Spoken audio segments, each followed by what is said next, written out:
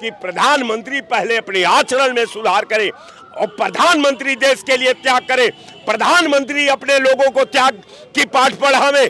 अपने आप को पीछे और देश को आगे किया हुआ है। मैं मानता हूं उस व्यक्ति के लिए देश सर्वोपरि है।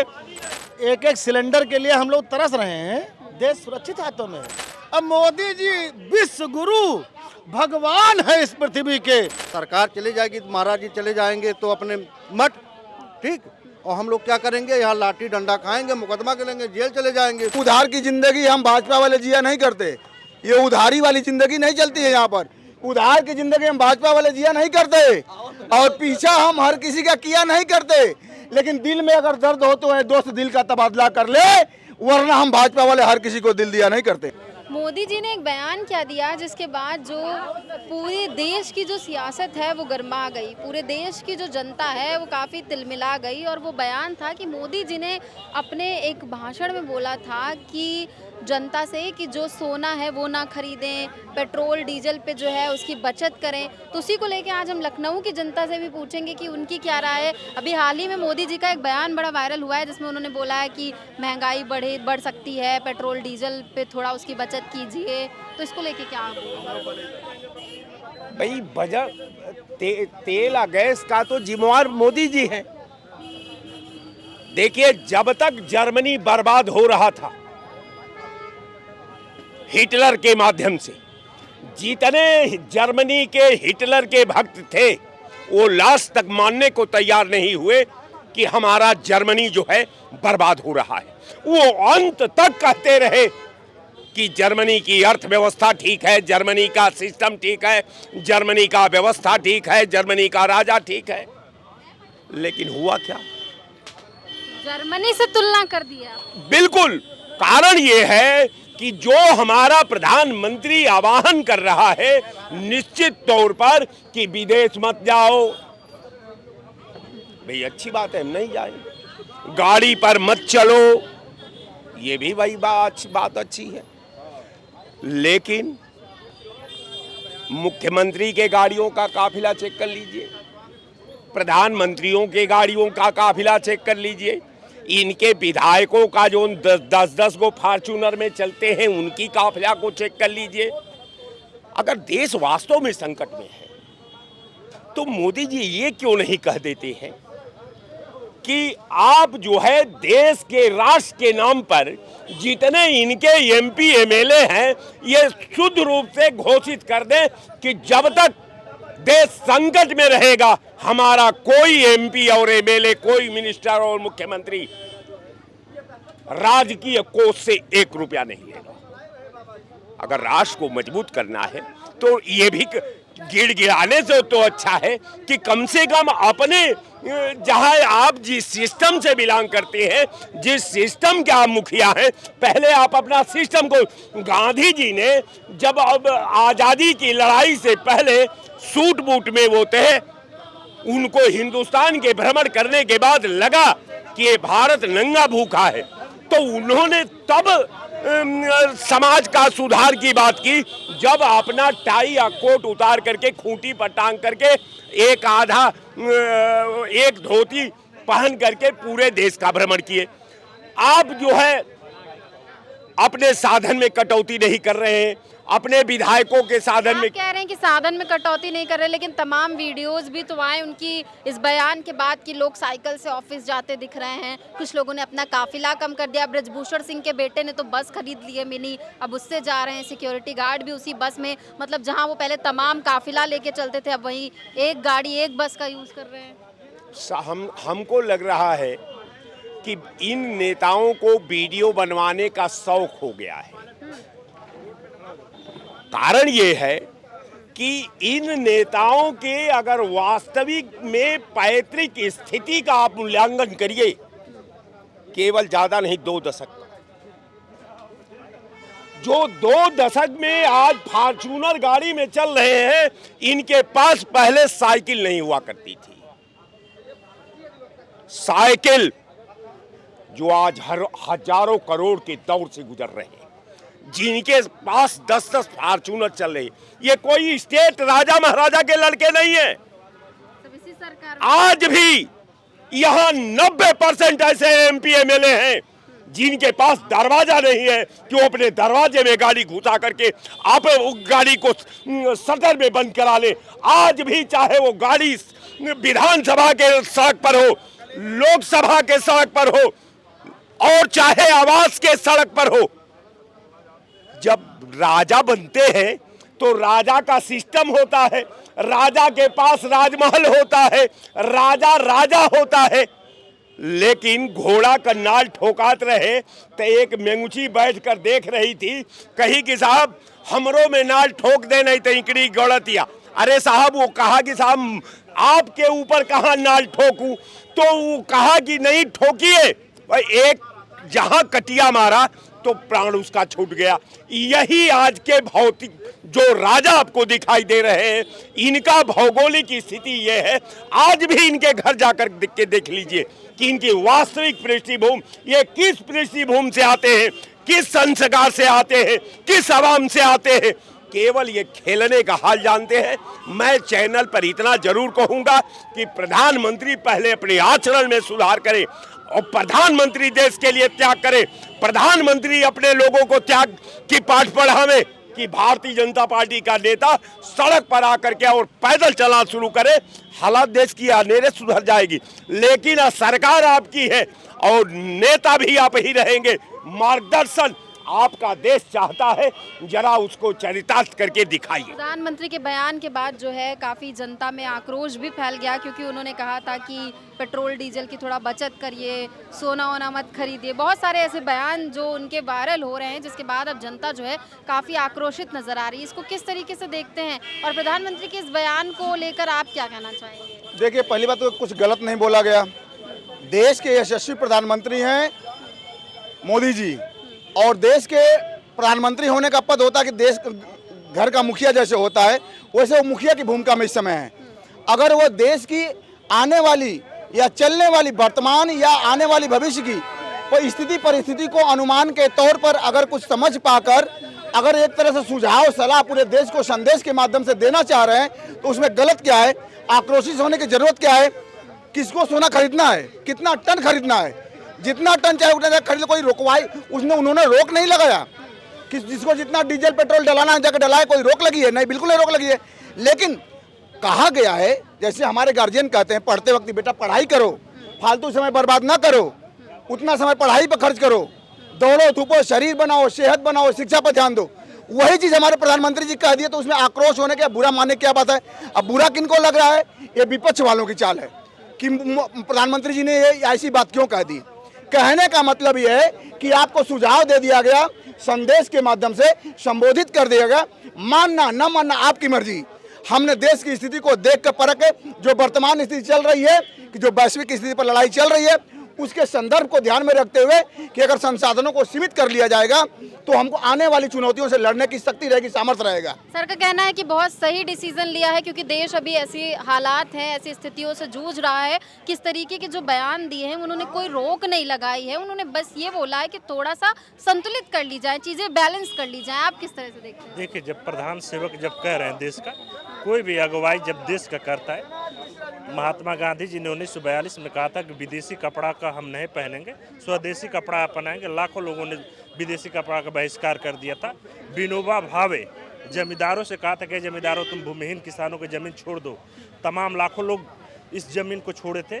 उसके बाद 1972-73 में जिस प्रकार से इंदिरा गांधी जी ने कहा था कि जितने भी महल बने वो सब सामाजिक होंगे, तो सारा सामाजिक होता है। निश्चित रूप से 1962 की जब लड़ाई हुई थी तो जवाहरलाल नेहरू जी यही कहते कि देश के जितने वो है सोना, वो है चांदी है, जो भी आप दान देना चाहते हैं, तो ये चाइना की लड़ाई में हमें वो दीजिए, सहयोग दे।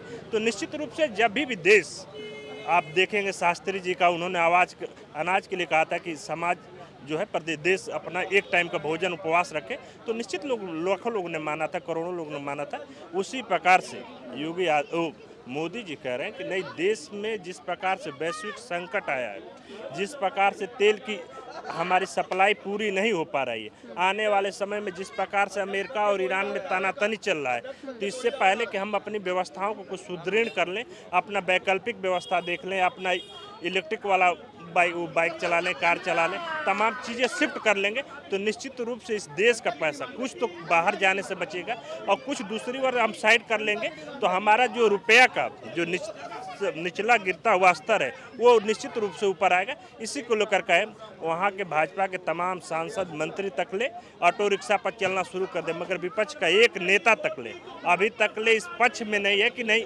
हमें ईंधन का निश्चित रूप से एनर्जी क्राइसिस चल रहा है, इसको छोड़ देना चाहिए। विपक्ष इस पर हंगामा करे, क्यों ना हमले इस पर ये नहीं करे। पढ़ा लिखा समाज है, पढ़ा लिखा एक प्रभुत्व वर्ग। अखिलेश यादव तो बोल रहे हैं हमने तो पहले ही कहा था साइकिल चलाओ।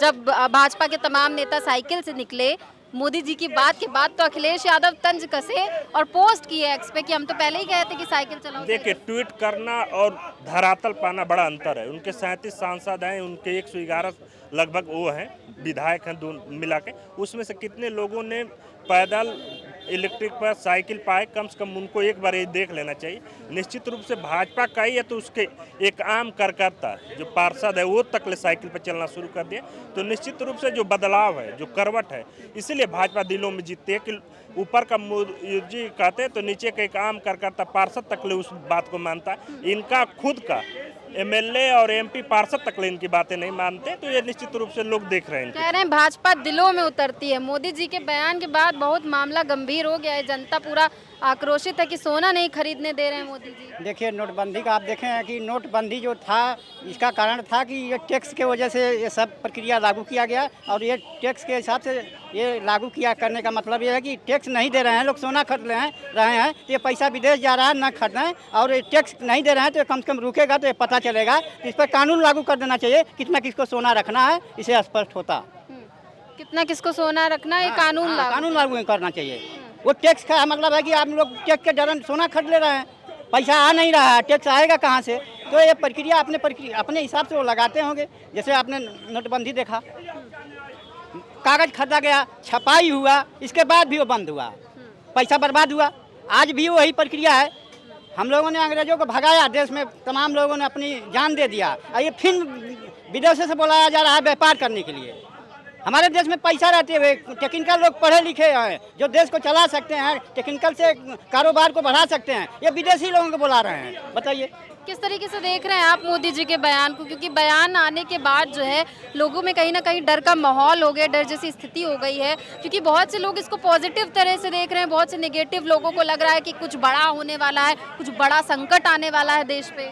किस बयान की बात कर रही हैं? मोदी जी ने जो बयान दिया था कि सोना मत खरीदिए, पेट्रोल डीजल की बचत कीजिए, हर चीज़ को लिमिट में रह के यूज़ कीजिए। देखिए, हम लोग अपने पूर्वजों से, बाप दादाओं से ये सुने हैं कि बहुत संयमित रहना चाहिए, अपने चीज़ों को बचा कर चलना चाहिए, कम खर्च करना चाहिए। ये आर्थिक नियम भी है कि जितना कमा रहे हैं उससे कम खर्च करिए और जितना कमा रहे हैं उसके हिसाब से परसेंटेज आप बचत करिए। तो ये पॉलिसी है।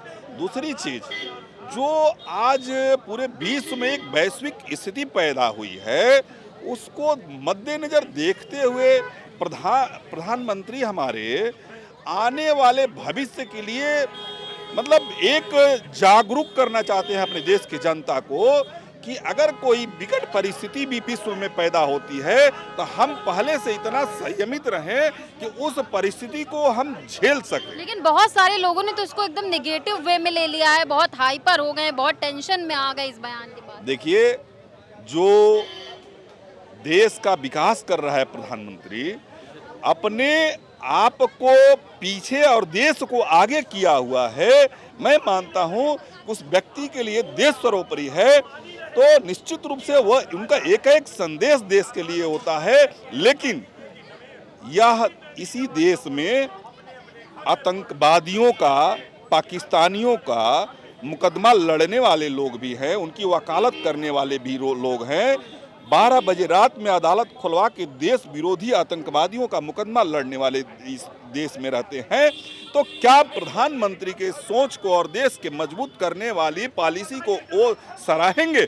बिल्कुल नहीं सराहेंगे। निश्चित रूप से उनका आदत है आलोचना करने की, तो आलोचना करेंगे, लेकिन हमारे प्रधानमंत्री का संदेश निश्चित रूप से देशवासियों को पालन करना चाहिए और हमारा देश सुरक्षित है, सुरक्षित रहेगा। इसमें पैनिक होने की कोई जरूरत नहीं। देशवासियों को देश मजबूत हाथों में है, देश सुरक्षित हाथों में है।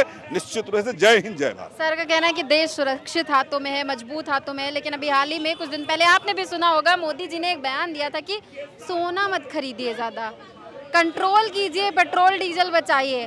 अब जो है लोग काफ़ी चिंता में आ गए हैं। इनका नाम नहीं मालूम है, इनका नाम अतुल सिंह है। और मुख्यमंत्री कौन है? योगी आदित्यनाथ। बिष्ट, बिष्ट मतलब ठाकुर, तो ठाकुर ठाकुर का साथ देगा, समझ रही है? ये एक एक सिलेंडर के लिए हम लोग तरस रहे हैं। देश सुरक्षित हाथों में है।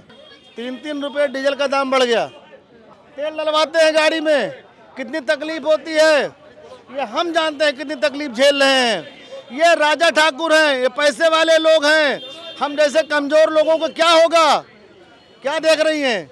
ये सब बहुत पहले का है।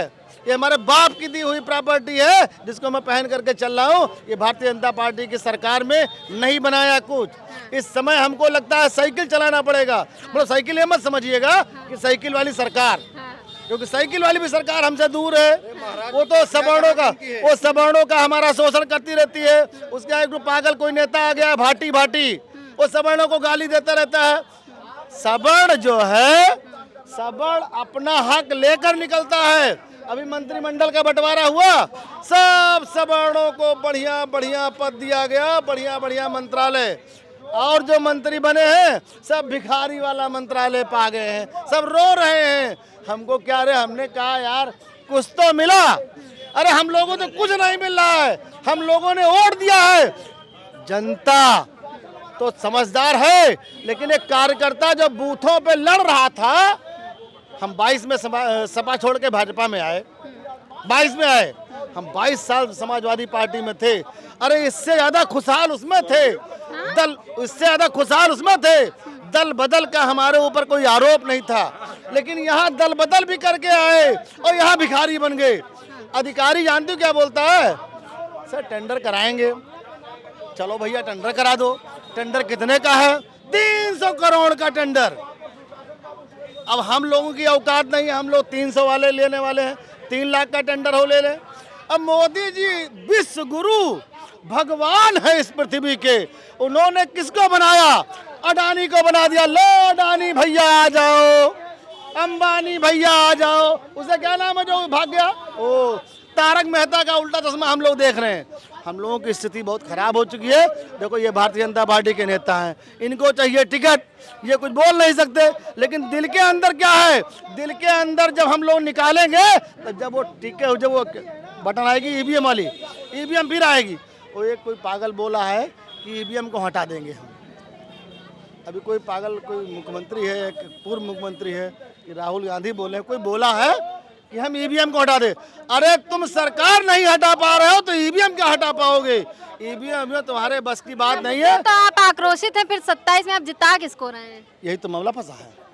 मामला यही तो आके फंस गया कि हम सवर्ण समाज से आते हैं और सवर्णों की पार्टी है भारतीय जनता पार्टी। हम लोगों ने सवर्ण के नाम पर वोट देने का काम किया। बीजेपी को जिताएंगे ना अगर सवर्ण की बात। देखो दिल में कष्ट है। अगर हमारा लड़का रोएगा तो बाप से ही रोएगा, किसी अरे गहरे भिखारी से नहीं। मैं बड़े बड़े नेताओं से कहना चाहता हूं कि टेंडर प्रक्रिया पे जो ये लोग, हम लोग टेंडर, छोटे छोटे ठेकेदार हैं, ये देखो बगल में हमारे पंडित जी खड़े हैं, ये सब भिखारी बन गए। कोई टेंडर नहीं, कोई काम नहीं है, सब लोग भूखों मर रहे हैं। ये आपके चैनल पर नहीं बोलते। भैया शांत रहिए, भैया शांत रहिए। उबाल है। अरे शांत रहो, उबाल है। डर के वजह नहीं बोलते हैं, मुकदमा लिख जाएगा। अरे मुझे मुकदमा कोई चिंता ही नहीं है, मुकदमा लिखा दो। क्या क्या कोई दिक्कत बात नहीं है। सुनिए, अब भाजपा कार्यकर्ता भी डरने लगा बुलडोजर से। बस समझिए, हम लोग 10 साल से भारतीय जनता पार्टी की सेवा कर रहे हैं, लड़ झगड़ के, ठीक है। लेकिन जिस दिन सरकार चली जाएगी, महाराज जी चले जाएंगे तो अपने मठ, ठीक, और हम लोग क्या करेंगे, यहाँ लाठी डंडा खाएंगे, मुकदमा करेंगे, जेल चले जाएंगे। और सुनिए, जो अधिकारी सत्ता में बैठाए गए हैं ये भी तो चले जाएंगे अपने किनारे, तो कमा लिए भैया।